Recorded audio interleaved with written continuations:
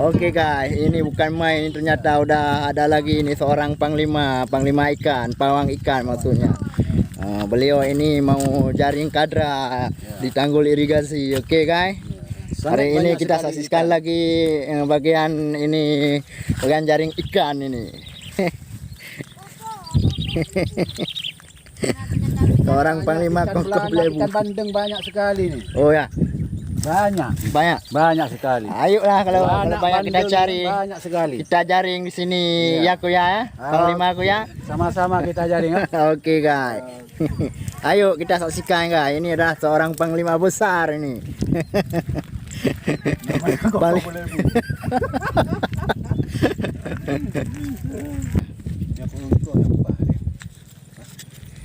Ada penyaring tadi kan? Yang kenyang juga. Bagaimana pawang hari ini? Ya, menurut pendapat Anda? Ya lumayan lah. Pokoknya ada sedikit ya.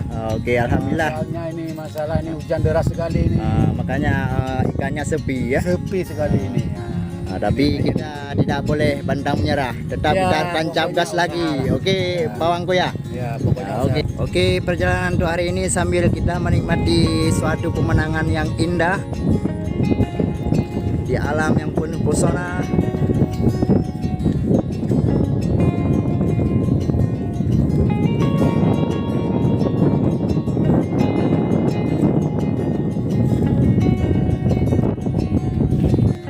Ini pawang Kuya lagi memantau keadaan ini. Apakah di sini bisa kita menjaring keadaan situasinya kayak mana, apakah ada ikan karena ini habis hujan.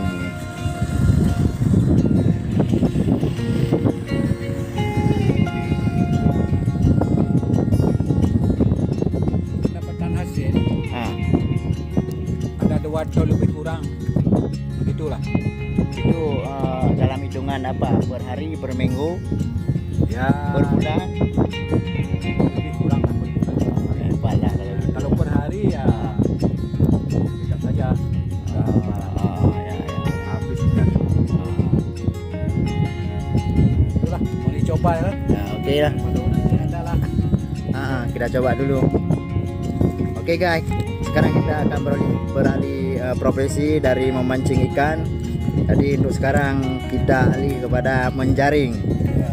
Karena memancing kurang dapat karena mungkin hujannya terlalu deras tadi pagi. Kucing pun dalapan. Kucing pun dah lapar. Ini milik dalihan, ini pawang Kuya ini. Beliau sangat mahir dalam menjaring ikan. Kita lihat aksinya guys. Oke guys, jangan lupa like, subscribe, and share. Thank you. Oke guys, kita coba. Kita lihat pawangnya mulai terjun ke dalam air bening. Nggak bening nih, Ciko nih airnya. Keruh, air keruh. Menjaring ikan di air keruh. Kita lihat saja hasilnya kayak mana ya guys. Pokoknya guys, jangan lupa dukung channel kami supaya cepat berkembang. Ini channel baru memulai ini. Ini channel pemula guys. Maklum aja kita baru belajar YouTube guys.